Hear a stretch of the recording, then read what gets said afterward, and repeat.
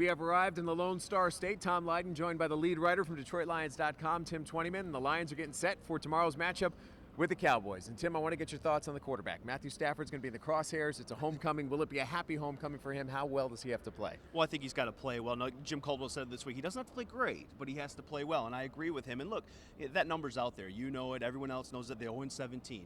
Matthew Stafford on the road against winning teams is 0-17 since becoming the first number one overall pick in 2009. And so what a unique opportunity for him. You know, not only to get this team its first playoff win since 1991, but also get that streak behind him, move forward, prove to people he can win a big game. Different teams, I know, not the same Cowboys team that he's faced over the years, but he and Calvin have had success against this team. Why do you think that is? Well, I don't think they had a great plan against Calvin Johnson last year, putting Brandon Carr single coverage on him for the whole game. We all saw what Calvin did, 323 yards and a touchdown, and I don't expect they'll make that same mistake twice. You know, but Rod Marinelli does what he does. It's a lot of cover two. It's a lot of cover three. I suspect they're going to kind of move some guys around and give them some different looks. And Orlando Scandrick's the better of the two corners, so expect the Lions to pick on maybe Carr on the other side instead of Scandrick. We've talked about it already on this show Sunday morning, strength on strength. The rushing defense against Dallas's rush. Give us your thoughts on how that's probably going to be the signature matchup. That is. You know, this is one of those games, Tom, and to all you guys out there, you know, you grab your favorite beverage, get on your recliner, you know, put your feet up, because that's where this game is going to be won, in the trenches. It's going to be hard hitting. You mentioned it, you know, earlier in the show.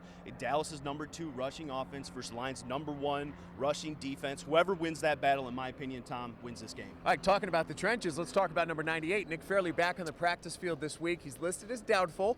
It was said earlier in the week it would be a miracle, but my basic question is this. If you're looking at activating a Darryl Tapp, and you know that you're not going to get that much out of him, isn't it worth getting Nick Fairley out there, even if it's only 4-10 plays? Why wouldn't they consider that? I don't think so. You know, I don't think a 70%, Nick Fairley is worth getting a guy who contributes a whole game out of lineup. Now, you're not taking into account injuries. You know, let's say somebody gets injured and maybe a Darryl Tapp or somebody else is going to need to play 40, 50 plays, and that's something Nick Fairley can't do. I mean, look, he's been out over 2 months. He got hurt October 26th.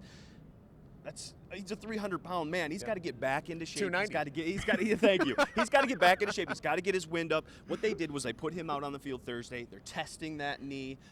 If they get by Dallas, expect him to ramp up his activity next week, be ready to go on a pitch count in Seattle. When we started the season through the first 6 weeks, there was a lot of talk about the kicker on this team.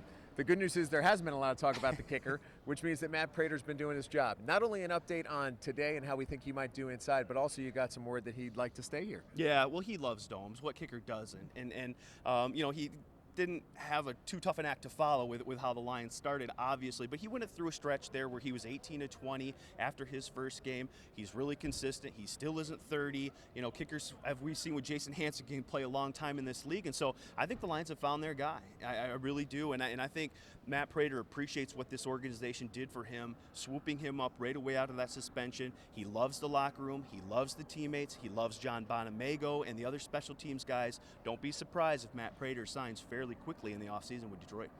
That's the latest insight from Tim Twentyman, the lead writer on DetroitLions.com. You can follow him each and every day, and don't forget to follow him on Twitter as well at @T20man. That's the latest from Dallas. It's the Lions and the Cowboys, the wild card game tomorrow at 4:40.